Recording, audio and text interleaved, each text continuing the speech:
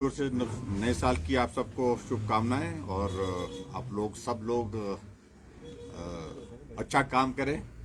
हमारी खबर भी कभी कभी लगाते रहें और सबको शुभकामनाएं परिवार के लिए, सबके लिए। सर, प्रधानमंत्री के साथ जो है आज वर्चुअली आप जुड़े थे। आज प्रधानमंत्री जी के साथ एक वीडियो कॉन्फ्रेंस थी जिसमें सारे चीफ मिनिस्टर्स जुड़े हुए थे और मुझे इस बात की प्रसन्नता है कि प्रधानमंत्री जी ने एक बहुत फोकस्ड जो अपनी वर्किंग का एक पोर्शन जो है, जो ये देश भर के किसानों के लिए समर्पित किया है और पूरे देश की आबादी का लगभग 80% हिस्सा गांव में रहता है और गांव में रहने वाला या तो बागबान है या तो किसान है। और ऐसे में अगर हिमाचल प्रदेश की अगर हम बात करें तो हिमाचल प्रदेश में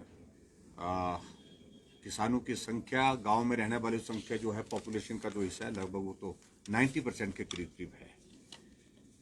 और मुझे इस बात की प्रसन्नता है कि जो किसान सम्मान निधि की अगर बात है तो आज 10वीं किस्त जो है प्रधानमंत्री जी ने, जो देश का सबसे बड़ा वर्ग है किसान, उनके लिए जो है वो जारी की। 10.09 करोड़ किसानों को, यानी कि 10 करोड़ 9 लाख किसानों को आज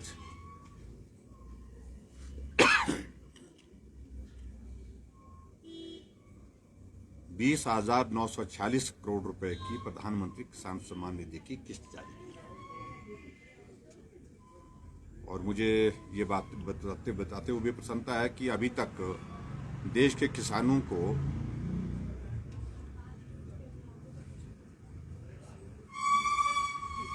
ये फिगर क्या है, 1.80 करोड़, तो उसमें पॉइंट लगा दिया ना,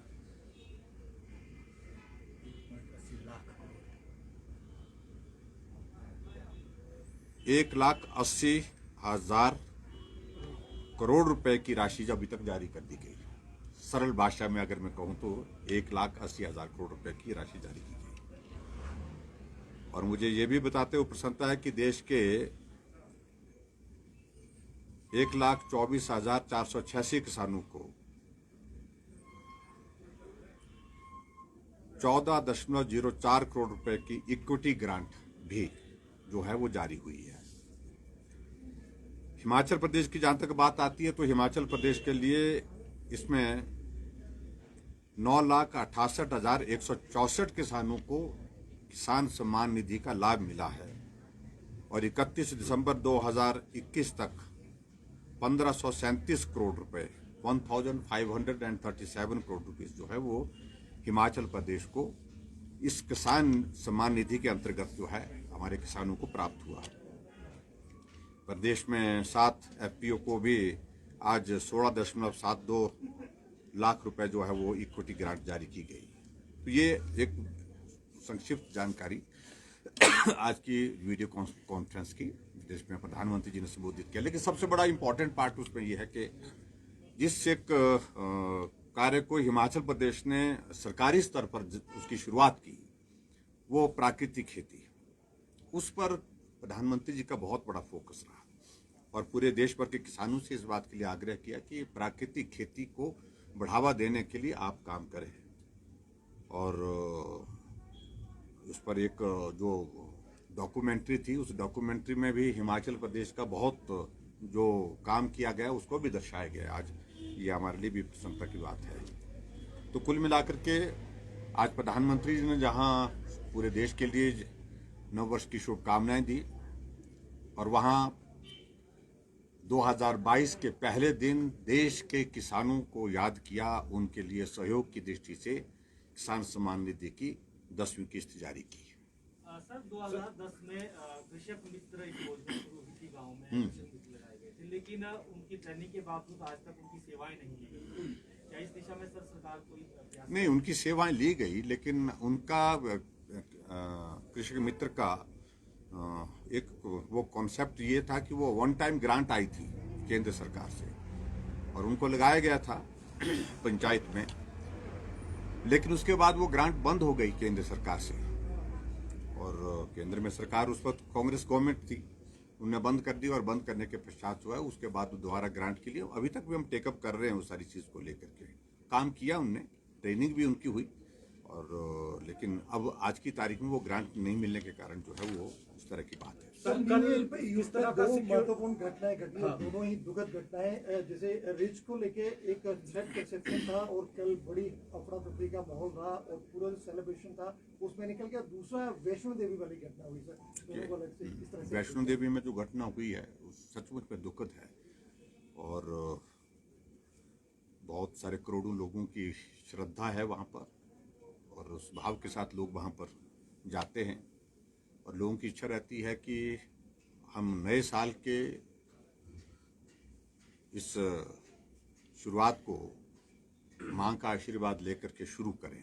इस भाव से वहाँ पर बताया गया कि जो श्रद्धालु थे जो वहाँ पर दर्शन करने के लिए आए थे तो उनकी संख्या भी ज़्यादा थी, लेकिन जो घटना घटित हुई है मैं उस पर मुझे हमें भी इस बात को लेकर के हमारी भी संवेदना है, और 12 लोगों की जान गई है ऐसी जानकारी मिली है।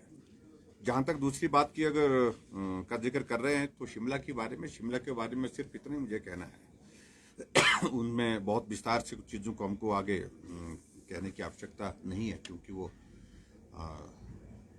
संवेदनशील इश्यूज हैं, लेकिन इनपुट थी और बहुत रिलायबल सोर्सेज से थी वो, और जिसके कारण ये बताया गया कि उस जो कम्युनिकेशन प्राप्त हुआ था उसमें जिक्र शिमला के रिज का आया था। रिज पर जो है आज के तारीख मतलब नई साल के उपलक्ष्य में जो है वो कुछ वारदात करने के लिए, अंजाम देने के लिए प्रयत्न कर रहे हैं। तो उस दृष्टि से हमें उचित लगा कि हम रिस्क ना लें। हमने रात को बैठक भी की, अधिकारियों के साथ बातचीत भी की। नई साल तभी मनाएंगे जब हम रहेंगे सब लोग, इसलिए हमारे लिए महत्वपूर्ण विषय था जो लोग यहाँ पर आए उनकी सुरक्षा का विषय।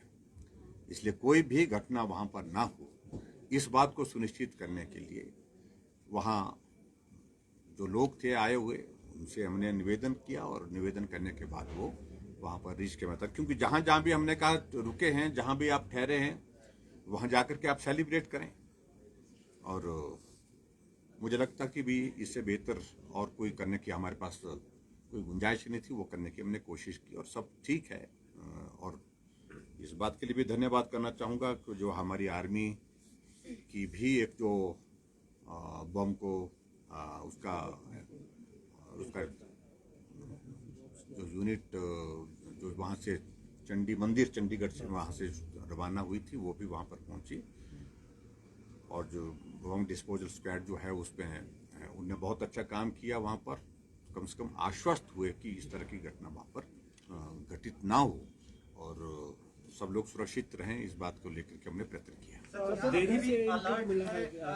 अभी भी मैं आज के दिन तक तो हम थोड़ा सा इस बात के लिए जरूर कहेंगे कि थोड़ा सावधानी क्राउड ना हो, इस बात के लिए हमने कहा कि ख्याल रखना पड़ेगा।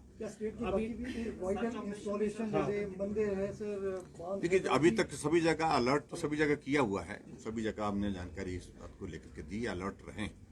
जहाँ भी नए साल के लिए लोग बड़ी संख्या में आए हैं, टूरिस्ट आए हैं, लेकिन उसके बावजूद भी इस तरह के वहाँ पर कोई इस तरह की बात नहीं हमने अभी तक की है जिसके कारण वहाँ पर हमको रोकना पड़े किसी को। सब लोग आएं और आकर के वहाँ पर अपने सावधानी के साथ उसमें सेलिब्रेट करें, इस बात को सुनिश्चित। लेकिन शिमला से पर्टिकुलर ये जो इनपुट था ये शिमला रिज के मैदान माल रोड रिज पर्टिकुलर रिज का जिक्र उसमें था, इसलिए इस बात को सर ये इनपुट क्या लेट मिला क्योंकि लेट असेंबलिंग बहुत हो चुकी है। हाँ सुबह मिलता है नहीं, देखिए इनपुट मिला ही हमको शाम को है, देर शाम को मिला है, तो इस कारण से उसके बाद जितनी जल्दी जो किया जा सकता था और बहुत प्यार से किया है, लोगों को आग्रह किया, लोगों ने स्वीकार किया, कोविड के नाम से ही किया सारी चीज़ को लेकर। शिमला को लेके पहली घटना थी सर, क्या इसको लेके जरूरी इंतजाम भी किए जाने चाहिए आगे के लिए भी, इस तरह की कुछ चीजें रहेंगी? देखिए ऐसे में आने वाले समय के लिए भी इन चीज़ों की ज़रूरत रहेगी, क्योंकि हमको सावधान होकर के काम करना होगा।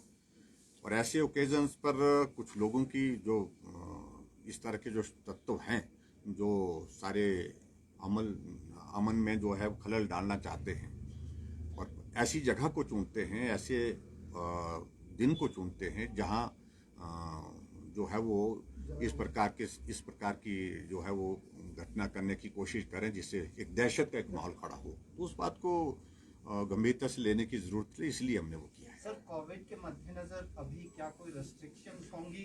देखें तो 415 के आसपास एक्टिव मामले हैं। अगर हम ओमिक्रॉन वेरिएंट की बात करें, उसमें जो जीनोम सीक्वेंसिंग के लिए हम टेस्टिंग के लिए भेजते हैं, वो अभी तक भी जो फर्स्ट फेज में भेजे गए थे रिपोर्ट्स नहीं आई हैं। क्या एक स्टेट में इस्टेब्लिश की जाएंगी? हम कोशिश करें जो जीनोम सीक्वेंसिंग के लिए जो भेज रहे हैं उसमें थोड़ा डिले हो रहा है, क्योंकि उसमें अभी तक हिमाचल प्रदेश को जो लैब जो जहां हमको टेस्ट देना है वो दिल्ली है। तो दिल्ली वहां से हमारे जो सैंपल भेजे गए हैं उसमें डिले जरूर हो रहा है उसका रिजल्ट आने में।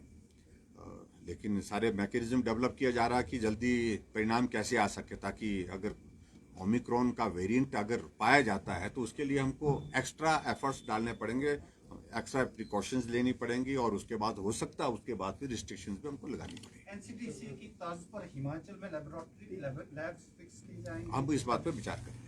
Thank you please.